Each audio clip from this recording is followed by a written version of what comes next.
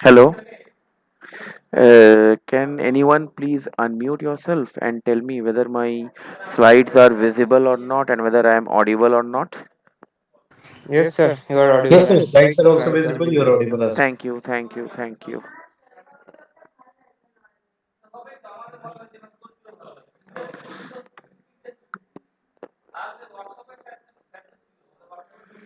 Just wait for a minute. Let me open that slide which I need to discuss today.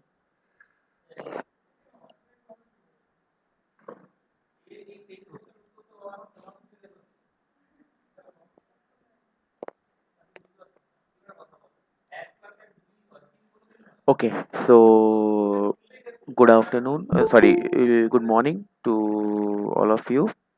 Somebody is joining. Let me make him in. So, if you remember, in the last class, we have derived the shape function equation of a two noded bar element. If you have seen,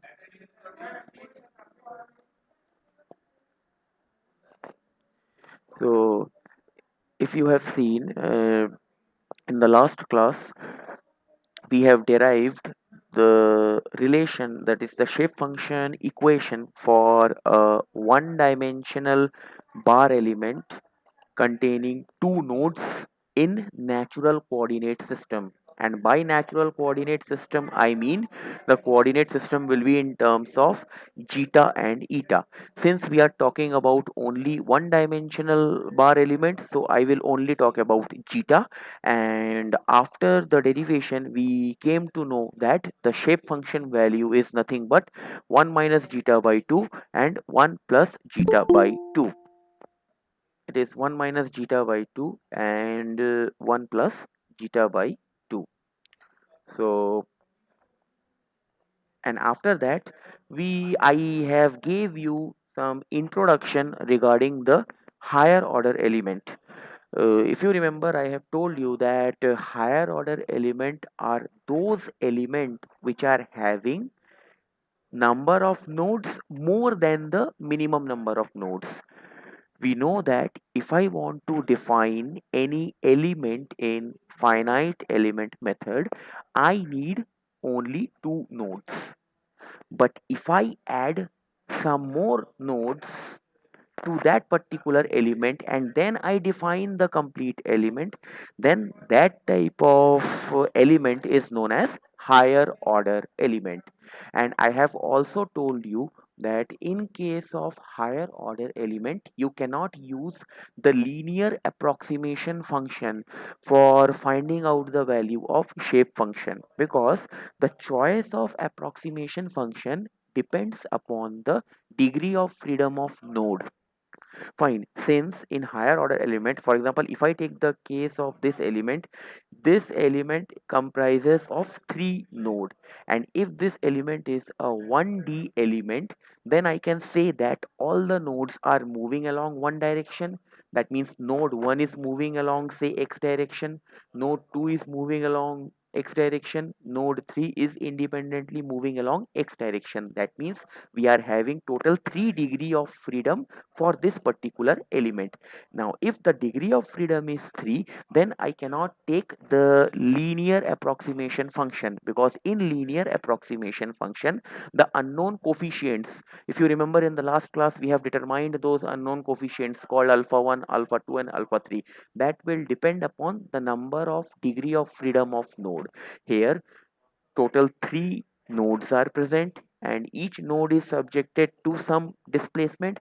So in altogether there are total 3 degree of freedom for this element. So we have to go for an approximation function of some higher order, and that higher order approximation is nothing but the quadratic polynomial of the form alpha 1 plus alpha 2x plus alpha 3 x square, where alpha 1, alpha 2 and alpha 3 are nothing but the unknown constants or unknown coefficients which we need to find out. Here 3 nodes are present, total number of degree of freedom is 3. So I will choose that particular approximation function in which there will be 3 unknown constant, and that is nothing but the quadratic approximation function of the form alpha 1 plus alpha 2x plus alpha 3 x square.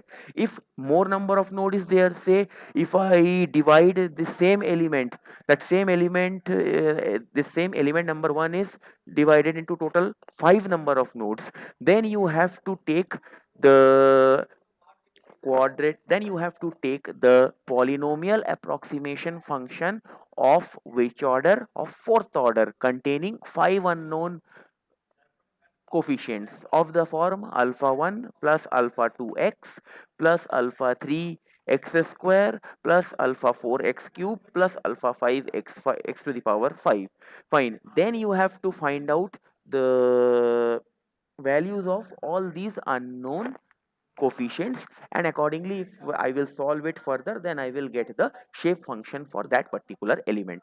So all these things I have discussed in the last class. So any doubt so far? Hello? No, No, sir. sir. Fine, okay. So in today's class what we will be doing is, in today's class we will be finding out the shape function of some higher order elements. In today's class, we will be finding out the shape function of some higher order element.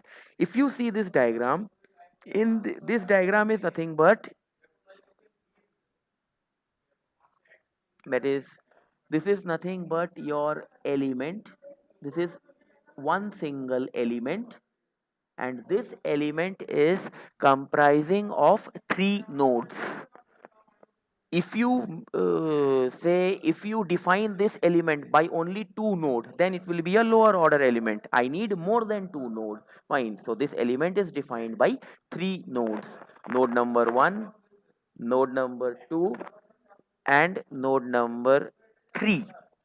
Node number 1, node number 2 and node number 3, and we are interested in finding out the shape function for this particular element in natural coordinate system. That means I have to take that zeta and eta form. Fine, so I know that in natural coordinate system, zeta is nothing but your x-axis, that varies from -1 to +1. So I will keep the nodes in, or I will place the nodes in such a way that that node number 1 is nothing but the value of zeta at node number 1 is -1, value of zeta at node number 2 is +1, and value of zeta at node number 3 is 0. That means node 3 is exactly placed at the center of the element. Node 1 and node 2 are placed at the extreme two ends of the element, whose values are: for node 1 the value of zeta is -1, that means position of zeta is -1; for node 2 position of zeta is +1; for node 3 position of zeta is 0. Now, what is shape function? I know that shape function is nothing but it tells us about the variation of field variable within the element. If on this element some external force acts, then according to that external force, each element, or more precisely if I say each node, will displace. Then within the element, say this element is comprises of say n number of nodes, it is not possible for me to find out individually what is the displacement value for each node. Fine, so for that what we are doing, we are finding out the value of shape function. Fine, because that shape function will tell us the variation of that particular displacement field variable within the element. Let us assume any point P within the element. Let the shape function of this point P when measured from node 1 is n1, shape function of this point P when measured from node 2 is n2, and when measured from node 3 is n3. So for this higher order element, we need to find out what will be the value of n1, n2 and n3. Any doubt so far? Did you understood the problem? Did you understood the problem? Any doubt so far? Hello? No, sir, no doubt. Okay.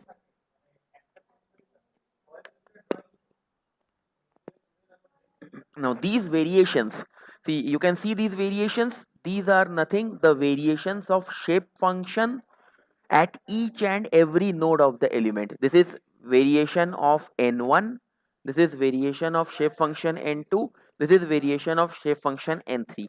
These diagrams we will get once we derive the values of n1, n2 and n3. So once we will derive the values of n1, n2 and n3, then I will come to this figure, that how we are getting these figures. Okay, so let us derive the values of n1, n2 and n3. So in order to get the values of n1, n2 and n3, first of all, what I need to do, I need to assume the approximating function, and I know that approximating function is nothing but the polynomial function. But which order polynomial I have to take, that will depend upon the number of degree of freedom present in the element, and that number of degree of freedom is nothing but directly proportional to the number of node present in the element. We can very clearly see that in this particular element total 3 nodes are there, so I have to choose a polynomial function in such a way that total 3 unknown constants should be there, and the best suited polynomial function is nothing but my quadratic polynomial of the form u. U is what? U is nothing but displacement of this entire element within the element, which is a function of zeta, because we are taking the natural coordinate system. So I can write u is equal to alpha 1 plus alpha 2 zeta plus alpha 3 zeta square, which is a quadratic polynomial. You can see that alpha 1, alpha 2 and alpha 3 are 3 unknowns, which is directly proportional to the number of degree of freedom present in the element. So total number of degree of freedom of the element is 3. For node 1 you will get 1 displacement, for node 3 you will get second displacement, for node 2 you will get third displacement. So total 3 degree of freedom are there in this element. So the choice of approximating function will be like this, that in that approximating function there should be 3 unknown constant, and that is nothing but a quadratic polynomial. Okay, any doubt till equation number 1?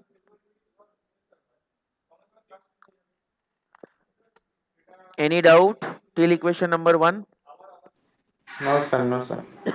Okay, so let us write equation number 1 in matrix form, because we are interested in matrix only in this particular course. So if I write equation number 1 in matrix form, I can write it as 1 zeta square, that is 1 cross 3 matrix, into 3 cross 1 matrix, alpha 1, alpha 2, alpha 3. Now let us check whether the matrix equation which I have written, that is matching with equation number 1 or not, because if it is not matching, then we have to change the matrix. So let us, so matrix multiplication, so if I multiply this row with this column, I should get equation number 1. Let us do it. That is 1 into alpha 1 is nothing but alpha 1, plus zeta into alpha 2 is nothing but alpha 2 zeta, plus zeta square into alpha 3 is nothing but alpha 3 zeta square. That means I am getting equation number 1.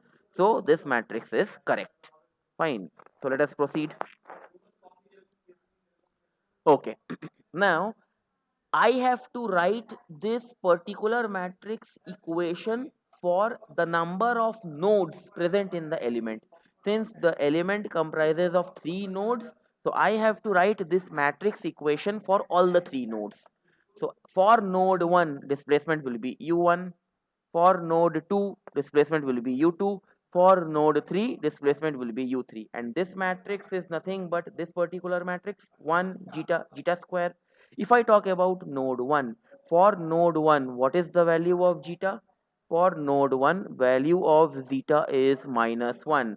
So that means 1 minus 1 square. So finally it will become 1 minus 1 1. Similarly for node 2, displacement is u2. It is equal to, this matrix becomes, so for node 2, value of zeta is +1. So it will be 1 plus 1 whole square. So finally your value is 1 1 1. And for node 3, displacement is u3. So u3 is equal to, and this value will be depending upon the value of zeta, and for node 3, value of zeta is 0. So I can write 1 0 0 square. So finally the value will be 1 0 0 into, this matrix is same as it is, that is alpha 1 alpha 2 alpha 3. So ultimately I will get, that is this matrix. Ultimately I will get this matrix. Is it clear, this matrix, the encircled matrix which I have encircled it? Is it clear? कोई doubt है यहाँ तक किसी Yes, को? sir. Okay No, sir. Okay, Alok, any doubt? Hello Alok, any doubt? Okay. So Alok is not responding, so I will assume that he's not having any doubt. Fine. So what is my aim? My aim is to find out the value of the unknown coefficients alpha 1, alpha 2, alpha 3. Then I can approximate the value of u. So what I can do is, alpha 1, alpha 2, alpha 3 will be what? Will be inverse of this matrix, because you have to take this matrix this side. When you take this matrix this side, it will become inverse. So inverse of this matrix into u1 u2 u3. Now you already know how to get the value of inverse of any matrix. Inverse of that matrix is nothing but adjoint of that particular matrix. If I assume that this matrix is A, then adjoint of this matrix A divided by mod of this particular matrix. So just solve this particular value and you will get the inverse of the matrix. And I also know that adjoint of matrix is nothing but transpose of cofactors of the matrix or minor of the matrix. Fine, transpose of minor of the matrix. Finally you can write that inverse of this matrix is nothing but transpose of minor divided by mod of A, which is nothing but the last expression, that is alpha 1 alpha 2 alpha 3 equal to half transpose of 0 minus 1 1 0 1 1 2 0 minus 2 into u1 u2 u3, this last matrix equation. Is it clear? Any doubt?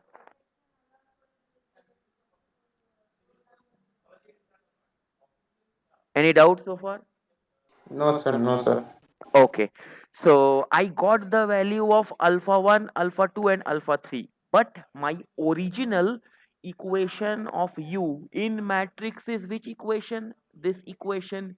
So in this particular equation I have to substitute this value alpha 1, alpha 2, alpha 3. From where I can substitute?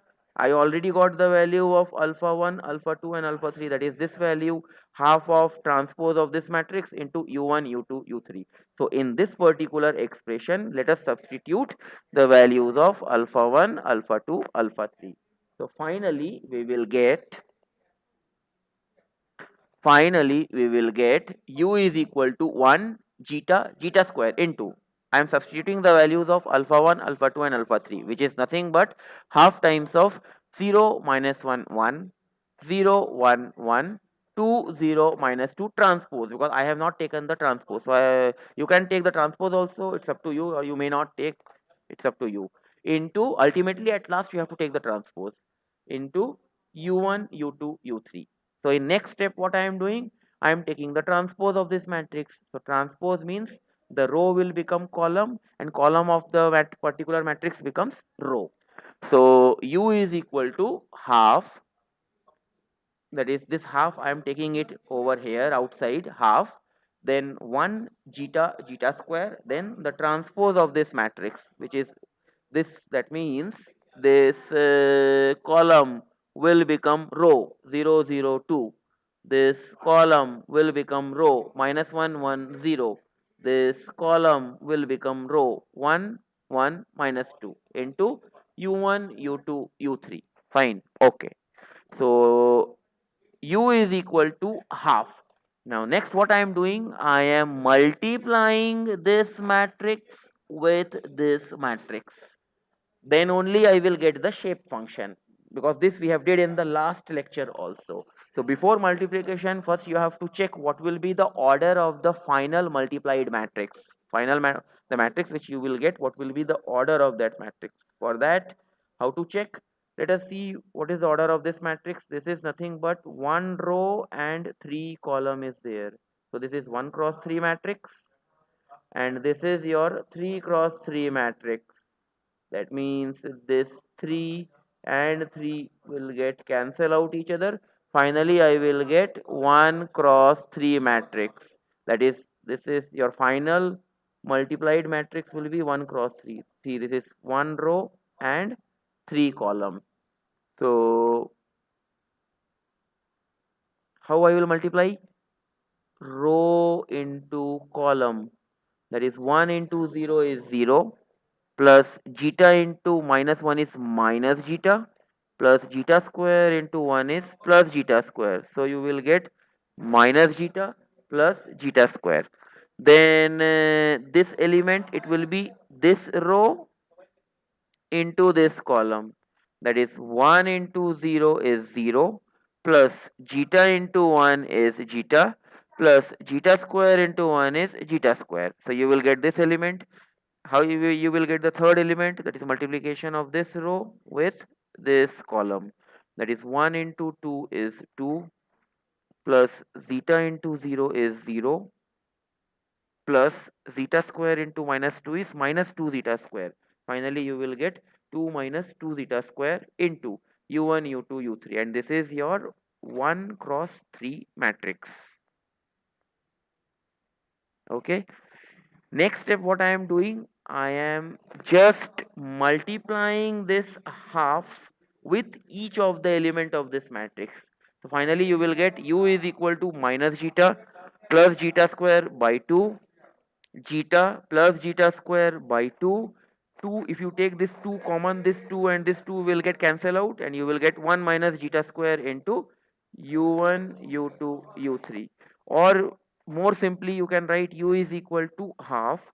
Again you can take zeta common from this equation, you will get half of zeta, zeta minus 1. You can take zeta by 2 common from this term, you will get 1 zeta by 2 1 plus zeta, and this is 1 minus zeta square into u1 u2 u3. Now if you have seen, or if you have attended my last lecture, I have told you that this matrix is your n matrix, capital N matrix, and this capital N matrix is nothing but my shape function matrix into displacement field variable matrix u1 u2 u3. So this will be nothing but my n1, this will be my n2, and this term will be my n3. So finally I can write that the first shape function n1 is coming out to be half zeta into zeta minus 1. Second shape function n2 is zeta by 2 into 1 plus zeta. And the third shape function is 1 minus zeta square.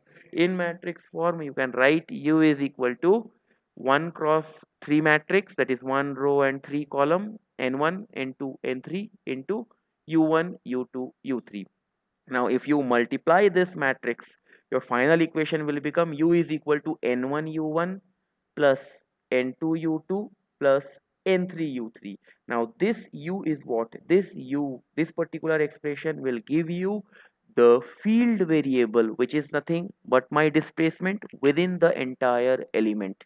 Only what you need to do, you need to substitute the value of zeta, because if you take, say, node number 6th, for node number 6th you have to first find out what is the value of zeta. You have to substitute that value of zeta in this particular equation of u. You will get the value of displacement. Fine. Any doubt? Any doubt so far? No, sir. No, sir. Okay.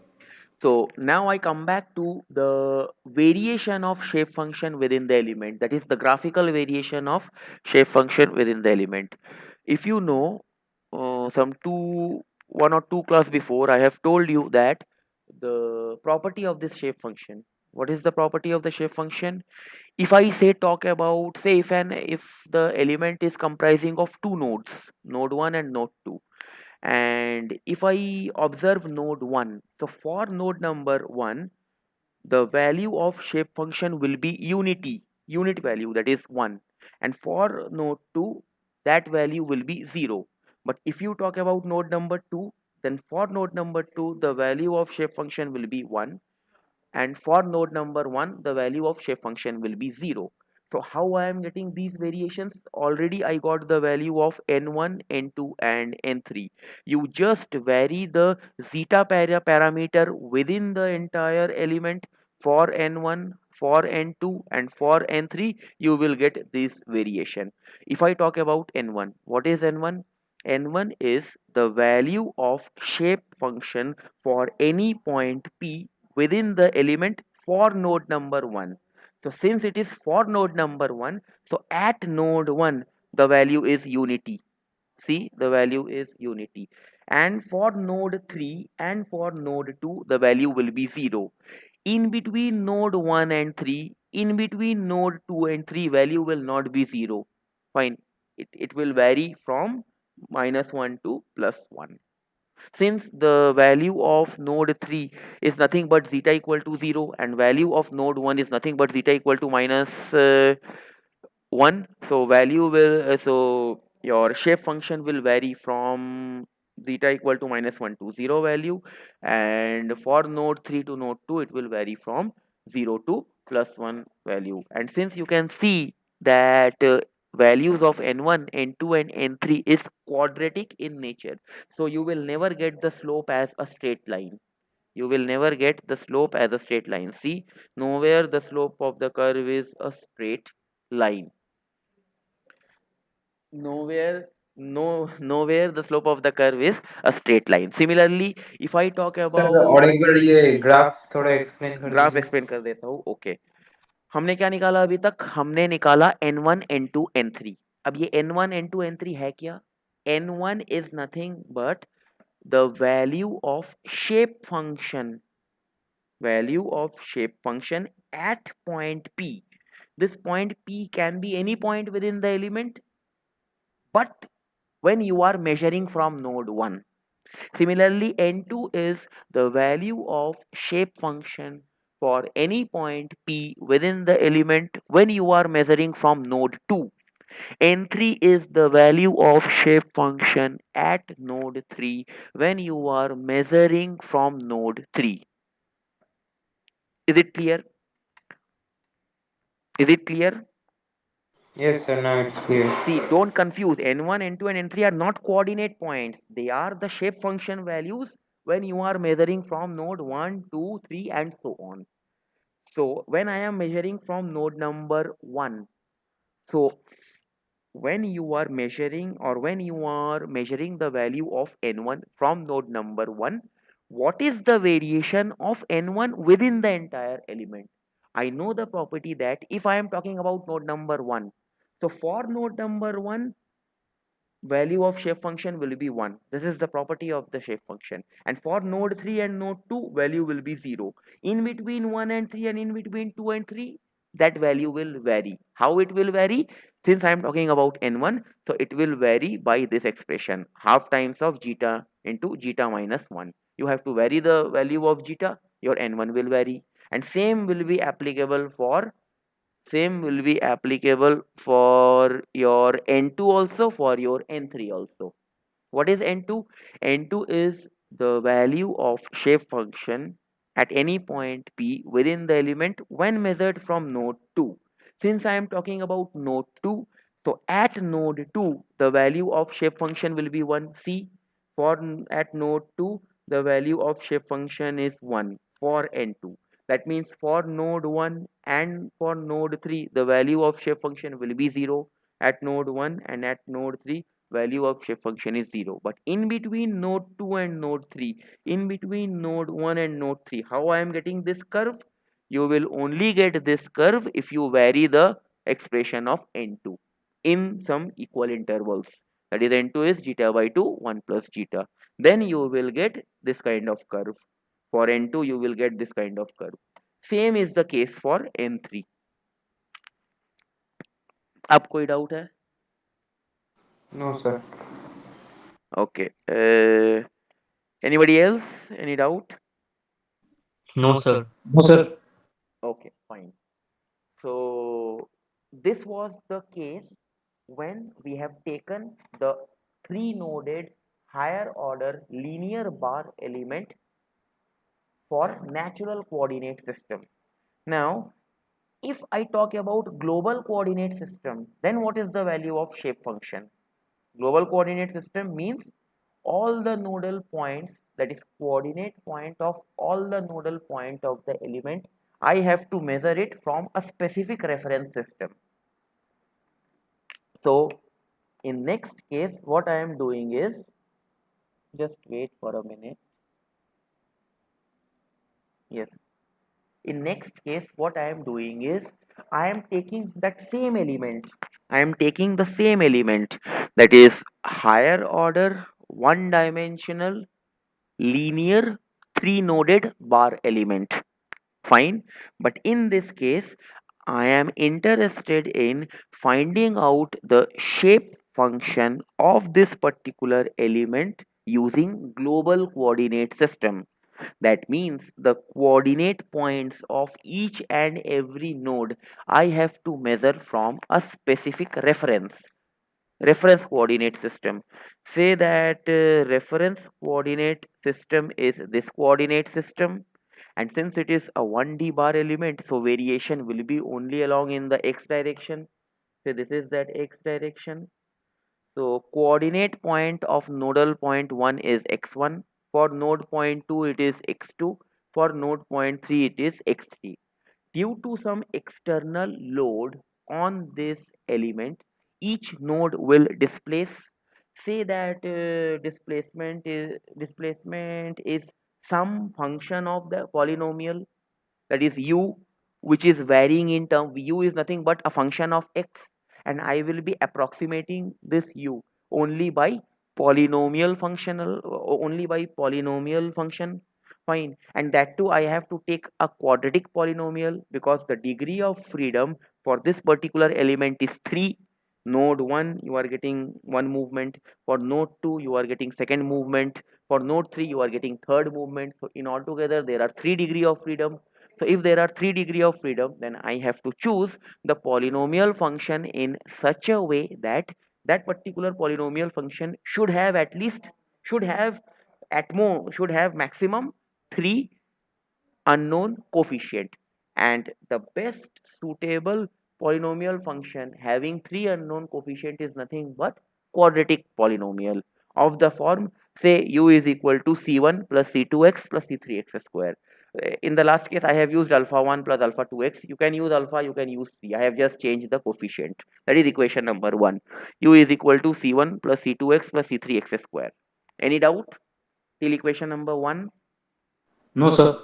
Okay, fine. Again, I have to write this equation 1 in matrix form. So in matrix form, I can write u is equal to 1 x square, that is 1 cross 3 matrix, into 3 cross 1 matrix, c1, c2, c3. Check it whether the matrix equation which I have written, whether it is satisfying the algebraic equation number 1 or not. How you can check? If you multiply the row of this matrix with the column of this matrix, you should get equation number 1. So let me check whether we are getting equation number 1 or not. That is 1 into c1 gives c1, plus x into c2 gives c2x, plus x square into c3 gives c3x square. That means I am getting equation number 1. So the matrix equation which I have written, that is correct. That is correct. Remaining procedure is same what we have adopted in the last derivation. Only in the last case we have found out all the values in terms of zeta. Here we are finding out all the values in terms of x, because it is a global coordinate system. So this matrix equation will is valid for all the three nodes. So for that means this value u will be u1 for node 1, u2 for node 2, u3 for node 3. So it will be nothing but a 3 cross 1 matrix, u1, u2, u3, which is equal to, this matrix is nothing but this particular matrix 1x x square. So for node 1, the coordinate point of node 1 is nothing but x1. So in place of x I will write x1, in place of x square I will write x1 square. Same is the case for the second and the third node. For node 2 it will be x2, and for node 3 it will be x3. So finally I will get the matrix as 1 x1 x1 square, 1 x2 x2 square. That means this x will become x2 for node 2, this x will become x2 for node 2, and this x will become x2 for node 2, that is 1 x2 x2 square. Similarly for node 3, 1 x3 x3 square. So this is that matrix into c1 c2 c3. Since we have to find out the values of unknown coefficient c1 c2 c3, so c1 c2 c3 will be inverse of this matrix. C1 c2 c3 will be inverse of this particular matrix into u1 u2 u3. Fine. So in the next step, this matrix is what, this matrix you will get when you take the inverse of this matrix. You know how to take the inverse, that is adjoint of this particular matrix divided by mod of that matrix. So you do the calculation. Once you are done with your calculation, the final matrix, that is the final inverse matrix which you will get, that is this big matrix, that is 2x2 x3 by L square minus 4x1 x3 by L square, 2x1 x2 by L square minus 2 by L square x2 plus x3, 4 by L square x1 plus x3 minus 2 by L square x1 plus x2, 2 by L square minus 4 by L square, and then 2 by L square into u1 u2 u3. Now what is this L? If you see the diagram, fine, I from the diagram I can write, from the diagram I can write this x3, this is x3 minus x1 is nothing but L. So I can write x3 minus x1 equal to L. Also I can write, this this is your x3 minus x2, it will be how much, it will be L by 2. Similarly x2 minus x1 will be how much, it will be again L by 2. From the diagram I can write, that is x3 minus x1 is L, length of the element, x2 minus x1, and x3 minus x2 is half of the length of the element, that is L by 2. So when you will solve this particular matrix, fine, you will get some values in terms of x1 x2 and x3. So whenever you are getting x3 minus x1, replace that value by L. Whenever you are getting x2 minus x1, replace that value by L by 2, and whenever you are getting x3 minus x2, replace that value by L by 2. After replacing all those values, then you will get this final equation, then you will get this final matrix equation in terms of L. Is it clear, this particular equation? कोई doubt है किसी को यहाँ तक? No, sir. No, sir. Okay.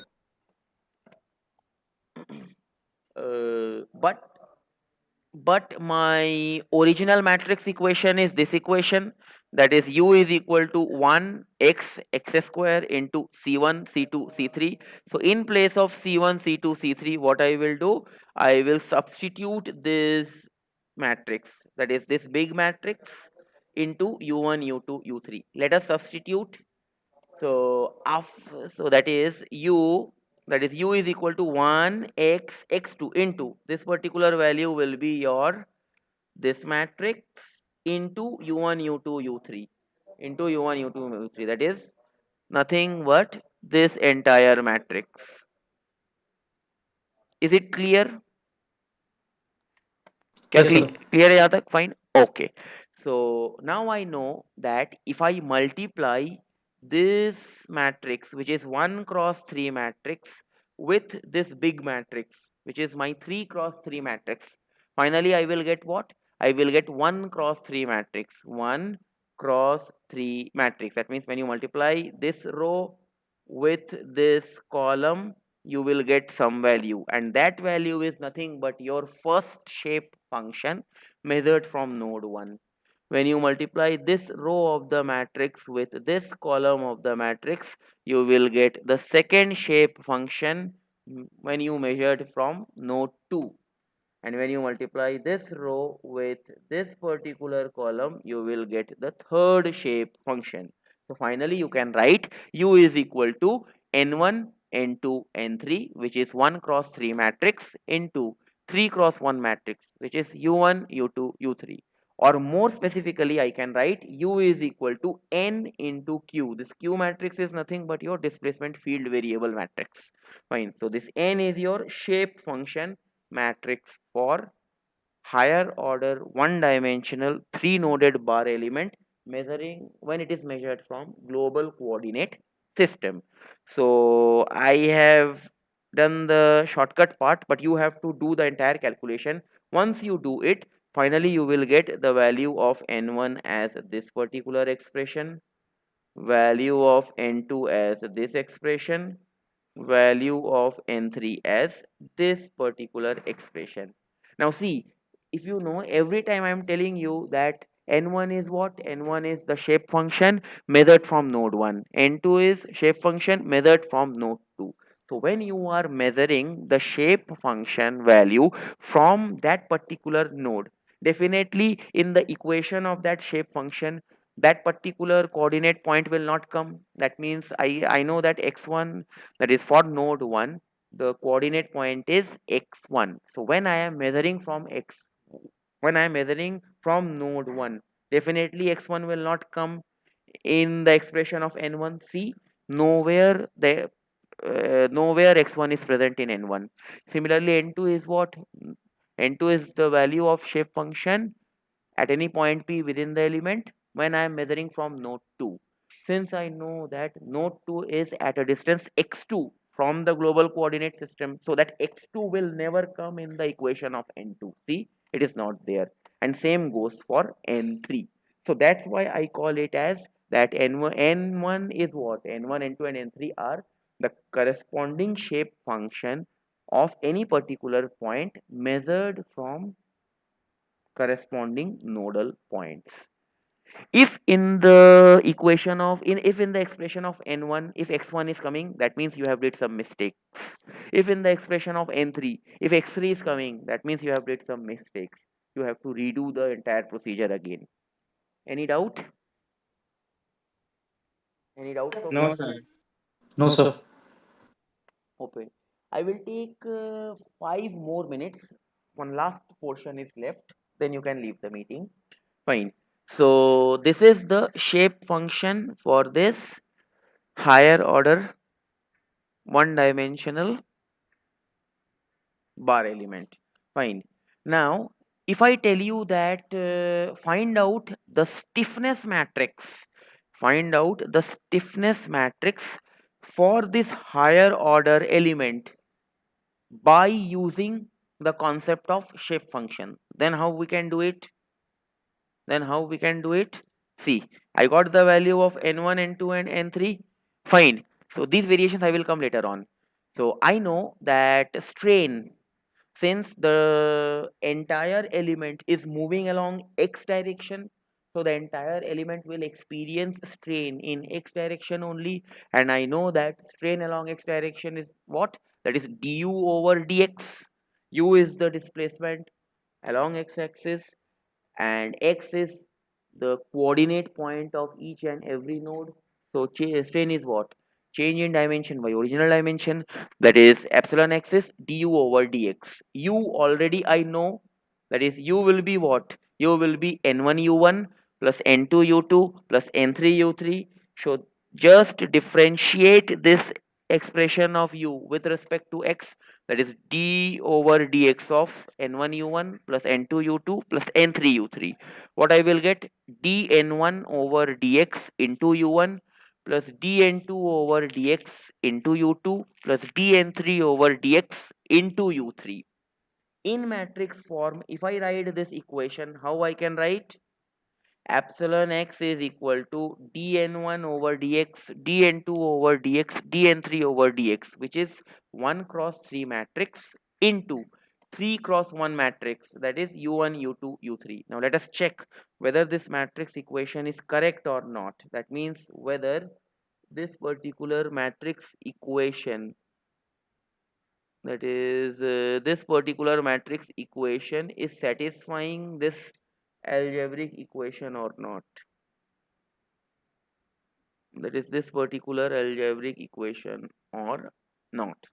So for that, what I will do, I will multiply the row of this matrix with the column of this matrix, that is dn1 over dx into u1 plus dn2 over dx into u2 plus dn3 over dx into u3, which is matching this expression. That means I have written the matrix equation correctly.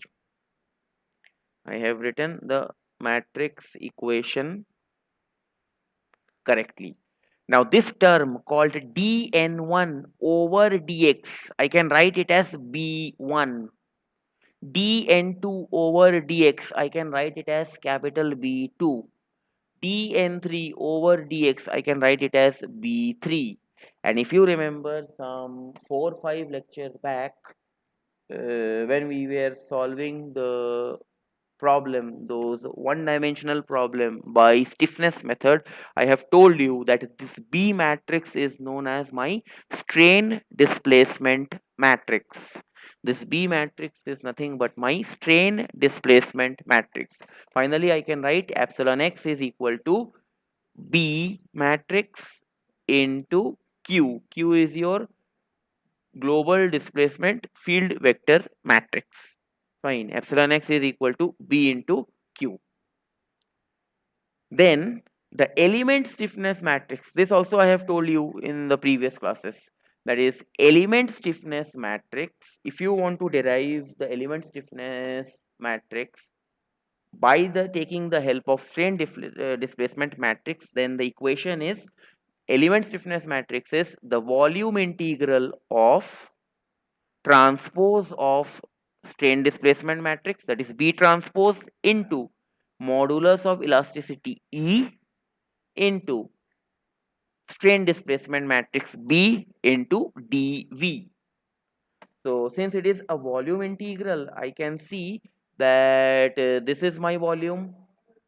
If I check my element, this is the entire volume of the element, and the entire volume of the element varies from x equal to x1 to x equal to x3. So the limit of the integration will be x1 to x3 into B transpose into modulus of elasticity E into B into dV. dV I can write area into dx. Volume is what? Volume is L into L into L. L into L is area. Area into length. If I talk about small element, it will be area into dx. Fine. So now if you integrate this matrix, finally you will get the strain, you will get the element stiffness matrix for this particular element using the concept of shape function. So B transpose means B